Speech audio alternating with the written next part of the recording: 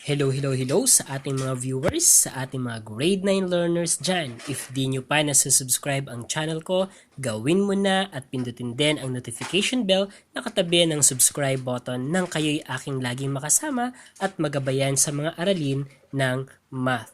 Okay, so sa oras na to ay tatalakayin ko naman ang 30, 60, 90 right triangle theorem. Kani-kanina lang ay tinalakay ko ang 45, 45, 90. At ngayon ay 30, 60, 90. Ano po? So nasa last part na tayo ng quarter 3, week 5 na most essential learning competency natin. Ano ba itong 30, 60, 90 right triangle theorem? So dito sa theorem na to, so sinasabi na in a 30, 60, 90 triangle.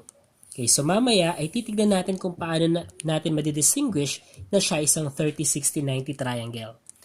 The length of the hypotenuse is twice the length of the shorter leg. And the length of the longer leg is square root of 3 times the length of the shorter leg.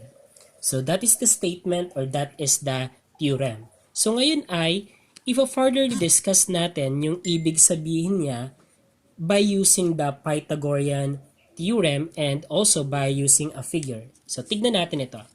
So dito nang galing ang 30, 60, 90 right triangle theorem natin. So may ginawa na ako na equilateral at the same time equiangular ito. So pag equilateral, immediately that is also an equiangular. So kung 180 degrees ang sum ng tatlong angles ng isang triangle, so 180 divided by 3, we have 60 degrees. So ibig sabihin, etong mga to ay may 60 degrees. Okay, so ngayon ay hahatiin ko at gagawa ako ng altitude ng triangle na to. So pag hinati ko siya, so eto minarkahan ko na. So eto yung kalahati ng 6, so 3. And then mahati din natin ang 60 degrees. Okay, so eto yan. So mahati din siya. Okay. So yung 60 na hati into 2 equal parts, ibig sabihin, ito ay 30, ito din ay 30 degrees. At ito, since ito ay perpendicular bisector, altitude din siya, ito ay 90 degrees. So dito galing, pag tinakpan ko to, ang makikita natin ay ang 30, 60, 90 triangle. So dito galing ang theorem na yon. So kung titignan natin, ito na ang magiging hypotenuse. So takpan ko muna itong kalahati. So una, so ito ay 6. So hinati siya. So ito ngayon ay 3 centimeters. So ganyan siya. So, eto na ngayon ay isang 30, 60. So, 30, 60, 90 triangle. Okay, so 30, 60, 90 triangle na siya. So, evident naman siya. So, 30, 60, 90. So, triangle. It is a right triangle. So, skali naman ngayon. Ano po? And then, kung ito ay 30, 60, 90, so ito rin ay isang right triangle kasi may 90 degree angle, may tinatawag tayong leg. May tinatawag tayong leg dito. So, ano ba yon? So, ito ay tatawagin nating shorter leg. At ito naman ang tatawagin nating longer leg. At etong pinakamahaba na opposite ng 90 degree angle natin, still siya pa din ang hypotenuse. Kasi right triangle pa din ito. Okay? So sana ay naunawaan kung saan galing ang 30, 60, 90 triangle natin. So ngayon naman, lagyan natin siya ng mga letters. Hypotenuse, ang ginagamit natin dyan ay C. So shorter leg, so gamitan natin ng A. Si longer leg, gamitan natin ng B. So si shorter sa si longer leg ay hindi naman congruent na. So kaya nga naglagay na tayo ng shorter leg at longer leg kasi mahaba yung isa naman ay maiksi. And then, evaluate natin ang relationship ni hypotenuse kay shorter leg. So kung titignan natin, si hypotenuse, that is twice the shorter leg. Diba? So, twice nito, so 2 times 3, the result is the hypotenuse. So, lagay natin dito. Okay. The hypotenuse is twice the shorter leg.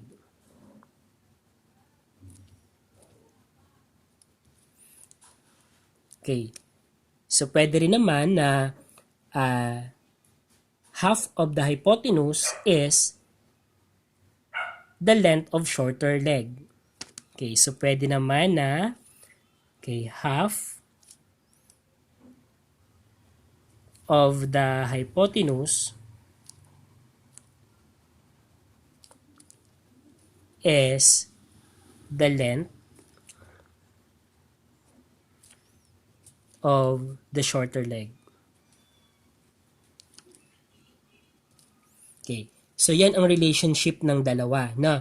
So, kung 6 ang hypotenuse, kalahati niya 3. So, yan yung magiging length naman ng shorter leg. Kung hindi naman, the opposite, kung ang shorter leg ay 3 times 2 nito, we have 6. Yan yung magiging haba ng hypotenuse. So, galing lang siya.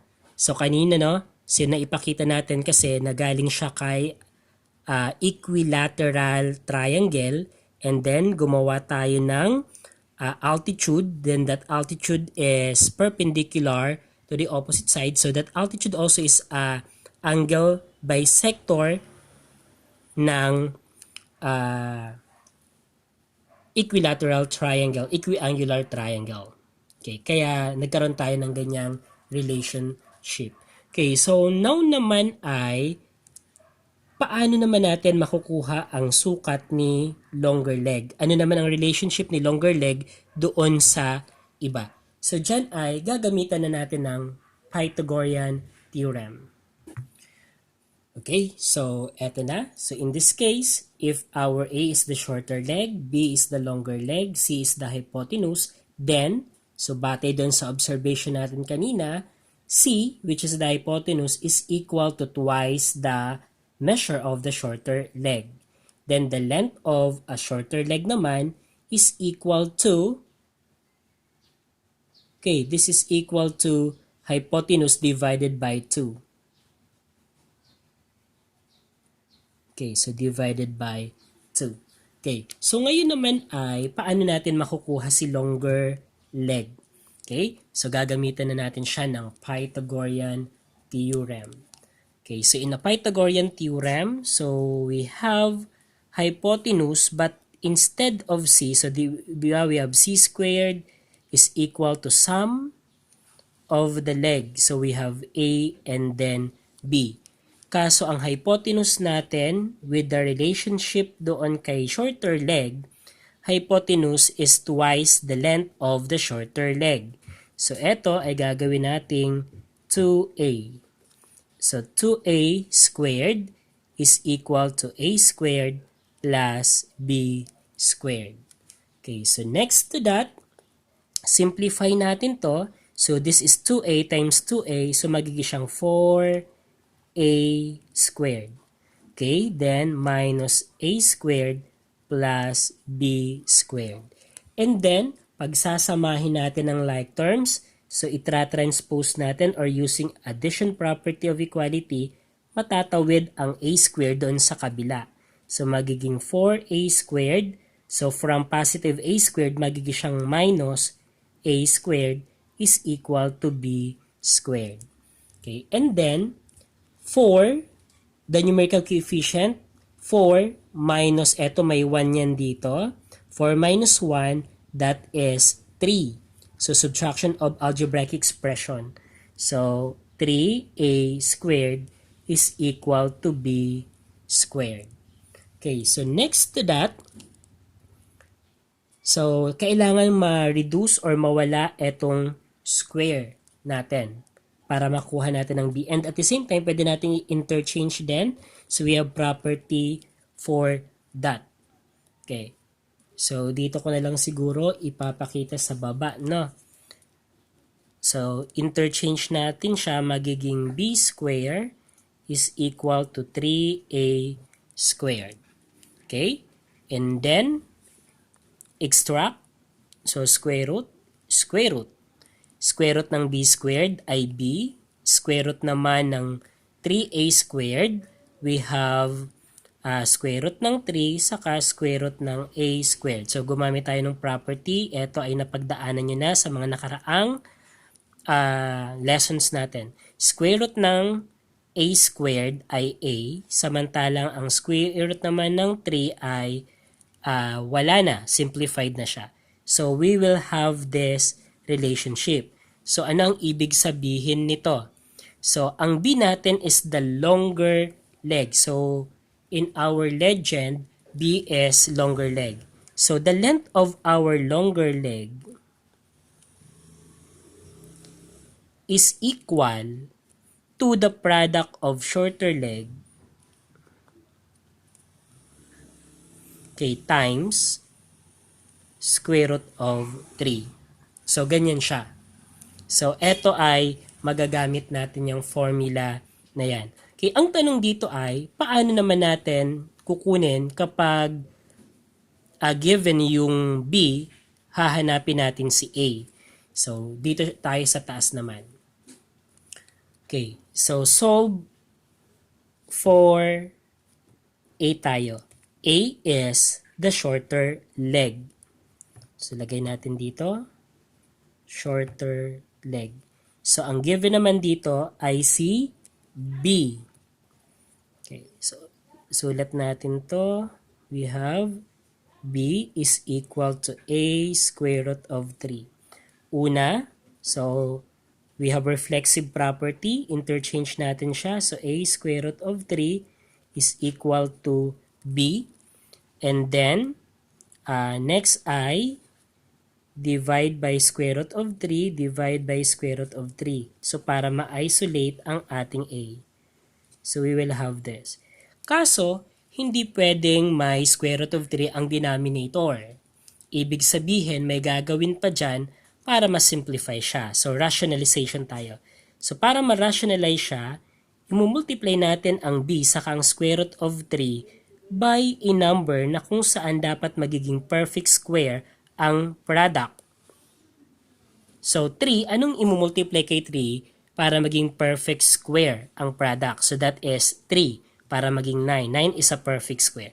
So, kung imumultiply natin to ng square root of 3, dito din ay square root of 3 din. Then, we will now have A is equal to B square root of 3 over square root of 9. And then, that will result to A is equal to B square root of 3 over 3.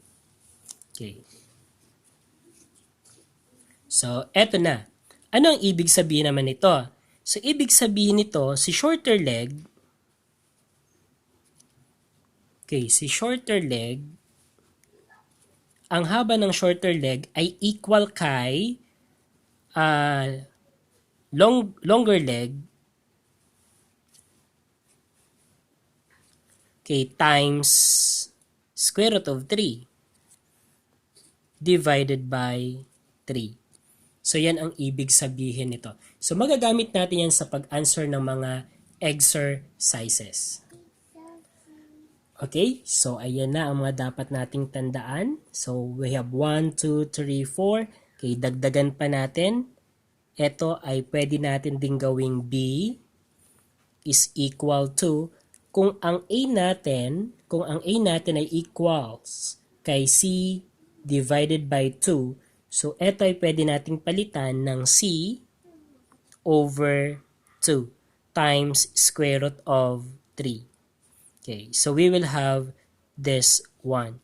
So ito ay magagamit din natin. Okay, so saan natin magagamit to? So etong una, magagamit natin to sa paghanap ng length ng hypotenuse given ang shorter leg. Yung pangalawa naman, mahanap natin ang shorter leg, haba ng shorter leg, given naman ang hypotenuse. Okay, eto naman, mahanap natin ang haba ng longer leg, given ang shorter leg.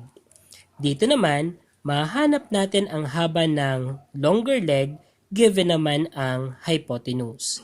So dito naman, mahanap natin ang shorter leg, given ang longer leg. So, etong 1, 2, 3, 4, 5, kapag na-familiarize tayo dyan, maaari na nating makuha ang missing sides ng isang 30, 60, 90 triangle. Okay, so punta tayo sa exercises. Tignan natin kung paano natin masasagutan ang exercises. Okay, so we have this first question. Okay, so ito ang magiging gabay natin. So find the value of the variable. So what is the variable? So we have E and then F. Ang given natin ay etong 3. Okay, una, tignan natin. So if this is 60, ito ay 30 degrees. So opposite to 30 degrees, side opposite to 30 degree angle, that is the shorter leg. And then opposite to 90 degree angle, that is the hypotenuse. Opposite to 60 degree angle, that is the longer leg. Okay, so dito, kung ang shorter leg ay 3, makukuha natin ngayon ang hypotenuse. So, ang gagamitin natin ngayon ay etong C is equal to 2A. Diba? So, anong ibig sabihin? So, C is equal to 2A. So, hypotenuse is equal to 2 times shorter leg is A. So, with measure of 3 units. So, C is equal to 6. So, ibig sabihin, ito ay 6 units. So, nakuha na natin ang F natin. Ayan. Okay? Next naman ay, paano natin kukunin si longer leg? So, hanapin natin. So, dito sa ginawa natin, ang shorter leg ay A, ang longer leg ay B, at ang hypotenuse naman ay C. So, ngayon, ang hinahanap natin ay C, longer leg, which is the B. Ibig sabihin, ang kailangan natin ay, okay, so eto. So paghanap ng B. Okay, so pwedeng gamitin si shorter leg, pwede rin namang gamitin si hypotenuse, pero dito na tayo, mas madali na ito. Okay? Okay, so kita ba? Okay, so kung titignan natin, to find the longer leg, ang gagawin lang natin ay kukunin natin si shorter leg. So shorter leg has 3 units as the length, and then imumultiply kay square root of 3. So eto, ang magiging sagot dito ay 3 square root of 3. So yan, nakuha na natin ang sagot. So our shorter leg is 3 units, then just multiply it to square root of 3, then meron na tayong sagot. Okay? Okay, next problem naman. So, eto naman tayo. Okay, so using the equilateral triangle given, how long is each side and what is the area of the triangle? Okay, So, ang given ay isang altitude ng equilateral triangle, and then this is 9. So, ibig sabihin kung ito ay altitude ng equilateral triangle, ito ay 60, ito ay 60, ito ay 60. 'Di ba? At kung ito ay altitude ng equilateral triangle, mahati niya itong 60 into two equal parts. Okay. So, magkakaroon tayo ngayon ng 30, 60, 90 degrees. So, ito 90 yan eh. Na? And then, ito, lagyan na natin ng symbol. So, ito ang ating hypotenuse. Ito ang ating longer leg. Ito naman ang ating, ito ang shorter leg. Ito naman ang ating longer leg.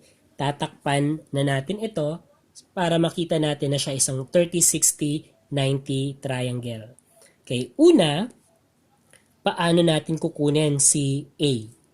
So, A, ang given ay B. So, maghahanap tayo na okay. So, eto, nakikita nyo to.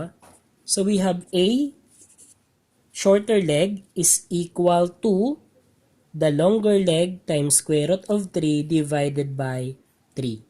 So, eto ang gagamitin natin para makuha ang A. Ayan. So, substitute na natin. A is equal to B. Ang B natin ay 9. So, 9 square root of 3 divided by 3. And then, simplify. 9 divided by 3 is equal to 3. So, we have 3 square root of 3. So, this is now the length of our A. So, ito ay 3 square root of 3 centimeters. Okay? Okay, next naman. What about our hypotenuse? So, gaano kahaba itong hypotenuse natin? So, ang hypotenuse naman natin, so, hahanap tayo. So, ito kapag itong ginamit natin, matatagalan tayo. Okay, ang gagamitin natin dyan, so, hypotenuse ang nawawala. So, ito ang gamitin natin. So, kay hypotenuse, C is equal to 2A. Hypotenuse is equal to 2. Ang A natin, which is the shorter leg, ay 3 square root of 3 centimeters. Then, simplify lang natin. 2 times 3, 6 square root of 3 centimeters. So, eto na ang haba ng ating hypotenuse. So, ilagay natin dito. 6 square root of 3. Okay. So, yan. Matagumpay. Nahanap natin ang length ng sides ng ating equilateral triangle. Okay. So, how long is each side and what is the area? Okay. So, how long is each side pala, no? So, kung ito ay 6 square root of 3, ito yung side ng equilateral eh. So, ito din ay 6 square root of 3. Ito din ay 6 square root of 3. Kalahati ay 3 square root of 3. So, the answer for the side, so length of side is equal to 6 square root of 3 centimeters. Okay, what about the area? So, area ng triangle na to, ang area ng triangle ay 1/2 base times height. So, we will have 1/2. Ang base niya ay, ito ang base niya. So, this is 6 square root of 3 centimeters. Ang height naman ay ang altitude. Ang altitude ay merong 9 centimeters. Okay. And then, so simplify natin. So, 6 divided by 2, we have 3. So, 3 square root of 3 times 9. So, 9 times 3, that is 27 square root of 3.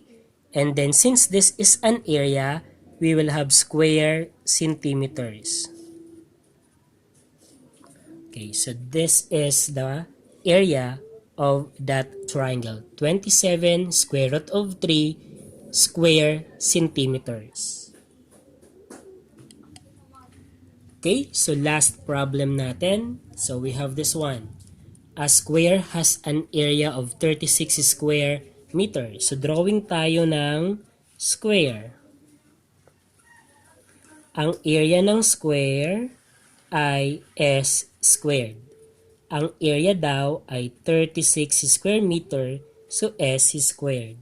So para makuha natin ang side, ang haba ng side, kailangan siyang square root.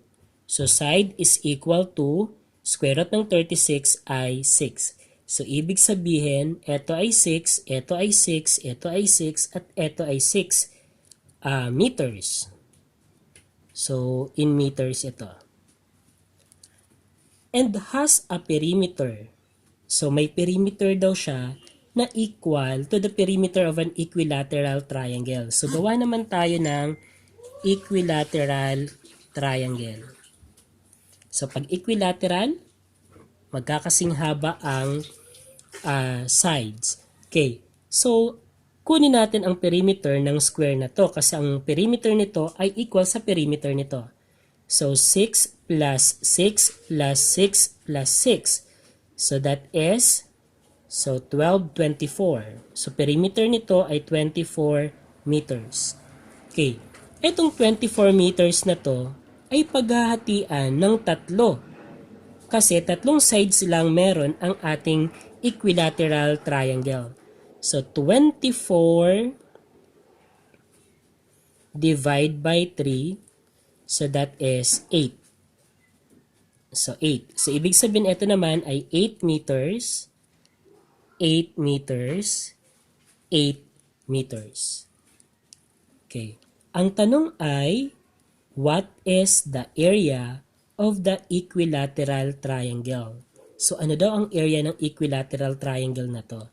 So dito, area of a triangle is equal to 1/2 times base times height. So 1/2, may base na tayo. Ang base natin ay ito, we have 8 meters. Ang problem lang natin ngayon ay si height. Paano ba natin makukuha ang height nito? Okay?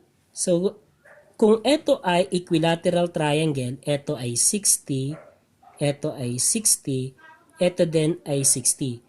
At para makuha natin ang height, gagawa tayo ng altitude which is perpendicular, perpendicular to the base. Kung ito ay 60, mahahati din yan into 2 equal parts. So magkakaroon tayo ngayon ng 30, 60, 90 triangle. I-apply natin ngayon ang theorem regarding this. Okay? Okay, so dito, kung ito ay 8, etong part na to, kasi tatakpan natin to, ito ay magiging 4. So, magiging 4 meters ito. So, yan ay magiging shorter leg natin. And then, what will be the length, what will be the height of this triangle? So, kung ito ay 4 square root of 3 meters. So, bakit 4 square root of 3 meters? Kasi, ang longer leg, okay, so we will now apply this one. Okay, eto. So, longer leg is equal to the shorter leg times square root of 3. So, ang hinahanap natin ay si longer leg which is the altitude of the equilateral triangle. So, hindi natin alam yan. Ang shorter leg natin ay 4 meters. So, 4 meters yan times square root of 3. So, we will have 4 square root of 3 as the altitude of the equilateral triangle.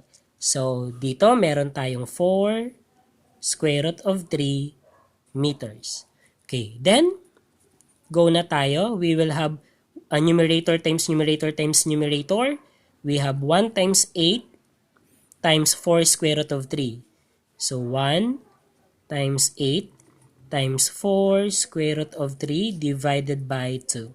And then, okay, so 8 divided by 2 that is 4. So ito naging 1 na lang. 1 times 4, 4 times 4, 16. 16 times square root of 3, we have 16 square root of 3 over 1, or we have 16 square root of 3. Then, the unit measure is meter. Then since this is an area, we will have square meter. So this is now the area of our equilateral triangle. So, yon, nakita natin ang gamit ng 30, 60, 90 triangle.